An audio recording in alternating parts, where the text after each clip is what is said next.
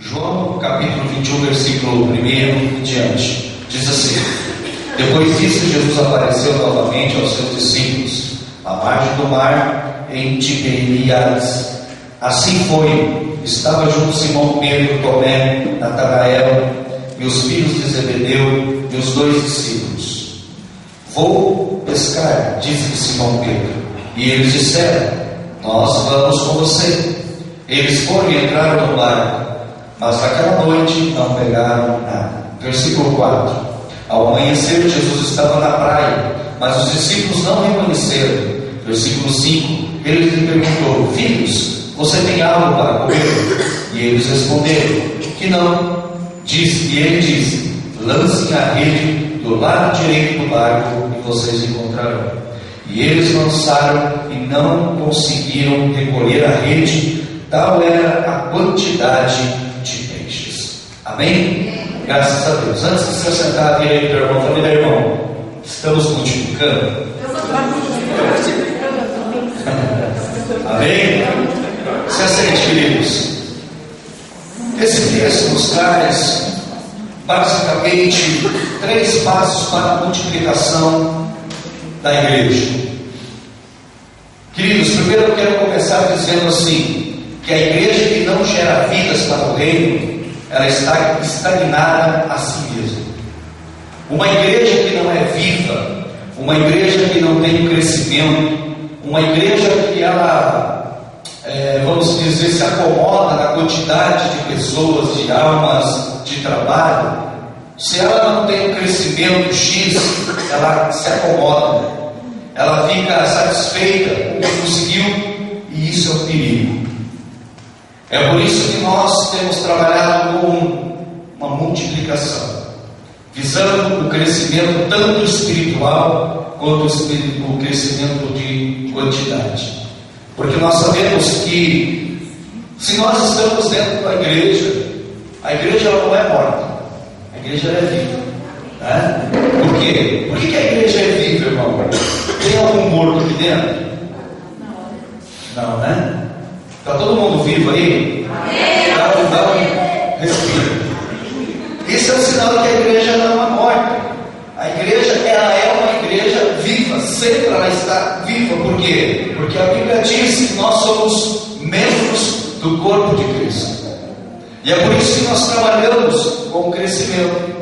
E Jesus sempre fez questão de mostrar aos seus discípulos que essa verdade não poderia ser questionada de jeito nenhum, e nem tão pouco esquecida, pois a igreja é um organismo vivo e como tal precisava ser produzir vida. É tão gostoso quando você ganha uma alma para Jesus, né? Quem já ganhou uma alma para Jesus? Não é gostoso? Te traz vida, não te traz vida. Aí há um resultado de quando você está dentro da igreja. Você é a alma viva, você é a igreja, e como você é vivo, você é a igreja, você produz vida. Agora, uma pessoa que ela não consegue, ela nunca ganhou alma para Jesus, ela não sabe, ela não tem o gosto disso, ela não tem a saúde disso, ela não carrega o crescimento disso. Que se todos nós tivéssemos a visão de que quando nós ganhamos uma alma para Jesus, quando nós ganhamos um fruto para Jesus, uma alma, isso não vai nos trazer vida. Porque é tão gostoso quando você vê uma pessoa na frente aceitando Jesus e fala: puxa, aquela lá, eu paguei um preço por ela, eu orei, eu jejuei, eu investi, perdi noites de sono. O que Jesus estava querendo mostrar e mostrou para os discípulos é que a igreja ela é isso. A nossa igreja é assim, amém? E precisamos cada dia mais crescer nesse ponto. Aí ele diz assim: quem está vivo produz vida, produz esperança e produz sonho. Você é vivo, amém? Então você produz vida, não produz? Você produz esperança, você tem esperança? E você produz sonho, você não tem sonho? Aí eu te pergunto: quem está morto produz o quê?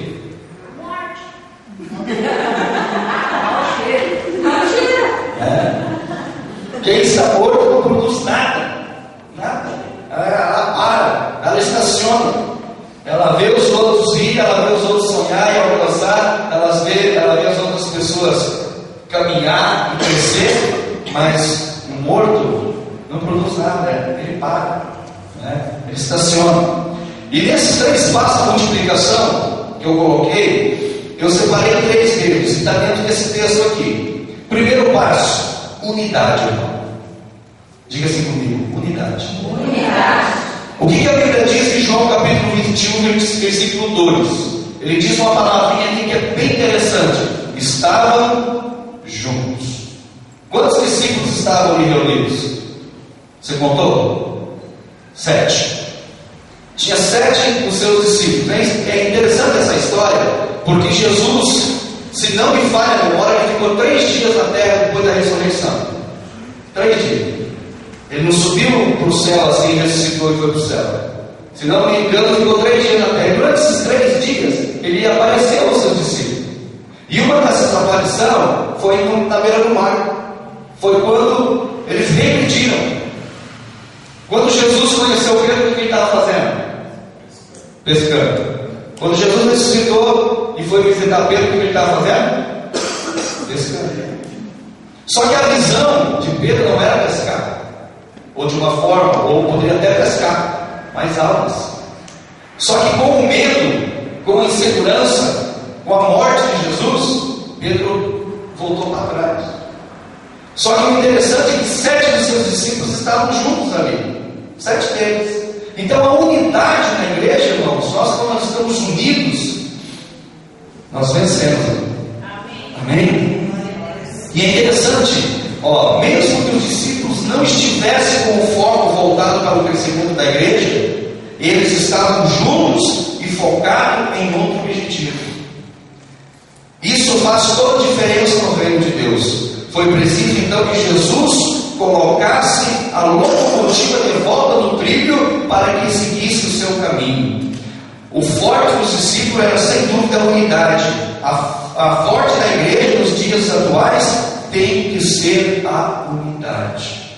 Primeiro passo para a multiplicação. Essa igreja, ela nunca pode ser desunida. Nunca.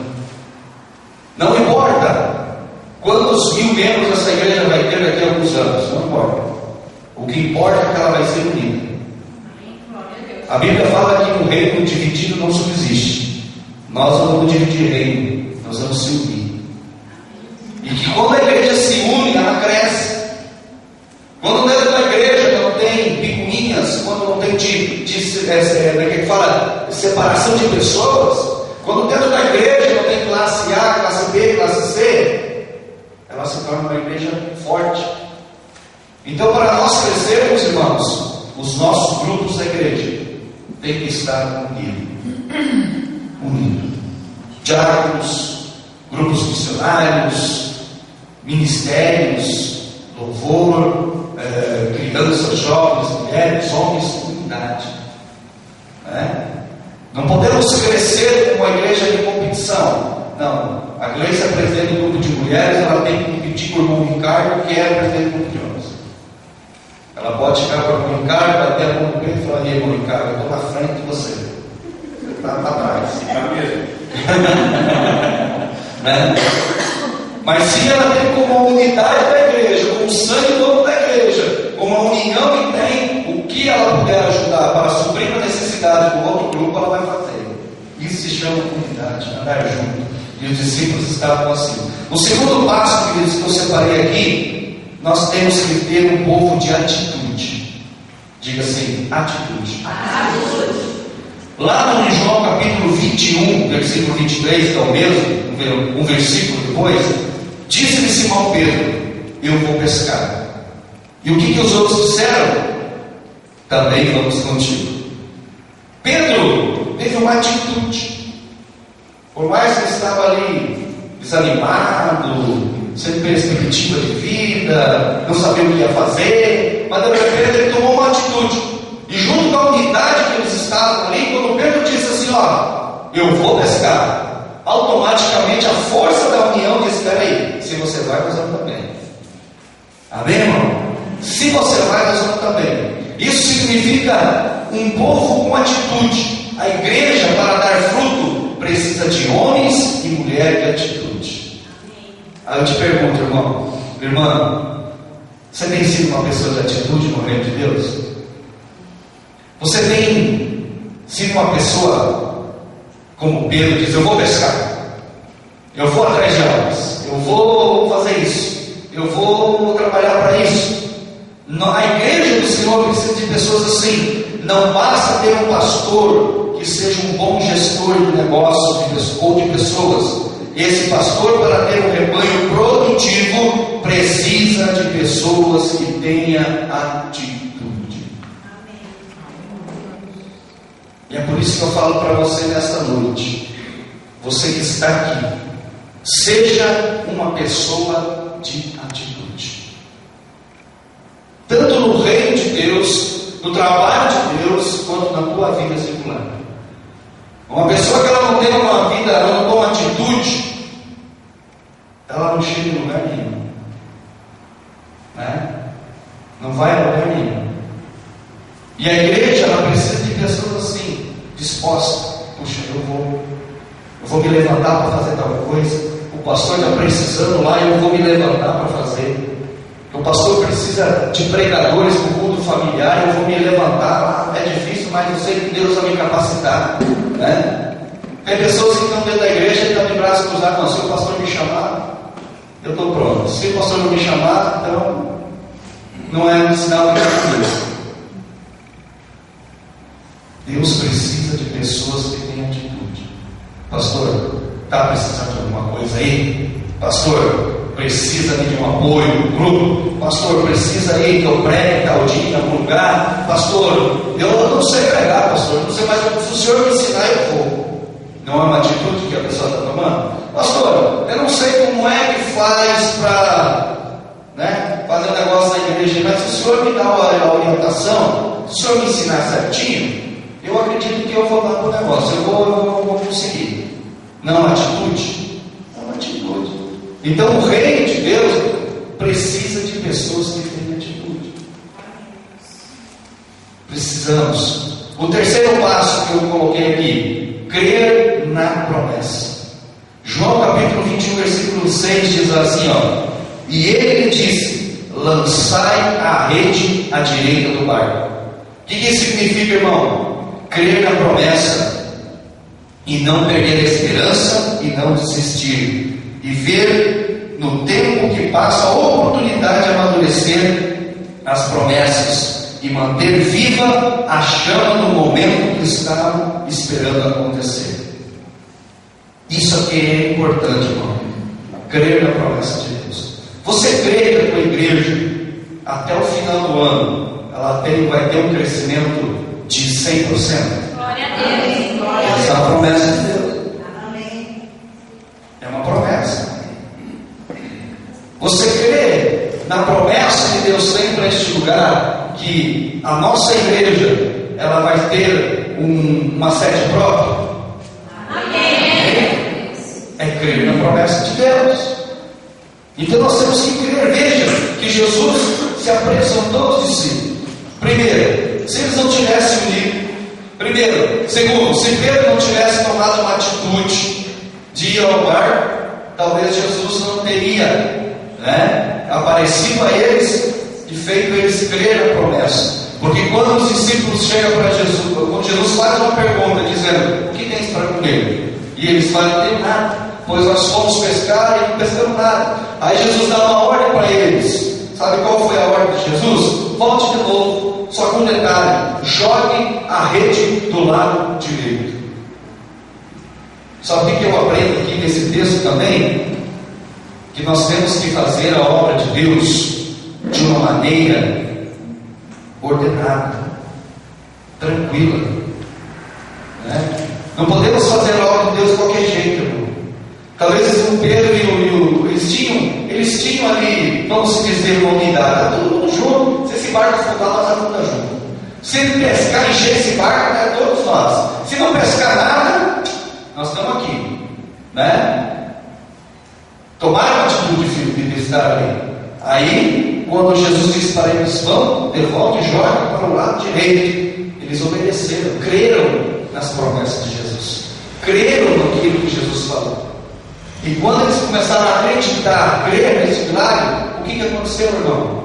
A Bíblia fala que eles não venceram, tiveram que, de tantos peixes que eles pegaram. Isso significa o quê? Para Pedro significava que Jesus Cristo estava ali com eles. E nós temos que entender uma coisa: Jesus Cristo está aqui conosco. E Ele está olhando para esta igreja todos os dias, todos os momentos. Ele olha para mim, Ele olha para você. E Ele está procurando, primeiramente, se essa igreja é uma igreja unida, se essa igreja caminha no mesmo propósito, se essa igreja caminha não tem uma ovelha que quer ir para lá, uma ovelha que quer ir para cá. Não, anda todo mundo junto, são unidos. Ele está olhando para a nossa igreja e está vendo se a nossa igreja tem gente de atitude, tem gente de posição, tem gente que não tem medo, tem gente que fala nós vamos, porque é pela unidade que nós botamos uma atitude e vamos trabalhar, e vai dar certo. E em terceiro passo, ele tem a promessa. E quando ele tem uma promessa, cumpre. E a promessa que Deus tem para nós é grande. A promessa que Deus tem para a tua vida é grande. A promessa que Deus tem para essa igreja é grande, em nome de Jesus. Amém? Você pode virar para o teu irmão e dizer assim: irmão, vamos estar mais unidos? Bem unido, fala, bem unido. Isso, já falou? Já falou? Agora vira para o teu irmão e fala: irmão, vamos ter mais atitude. Aleluia. Agora olha para ele e fala assim: nós já estamos unidos, já vamos tomar atitude, vamos crer nas promessas de Deus. Graças a Deus.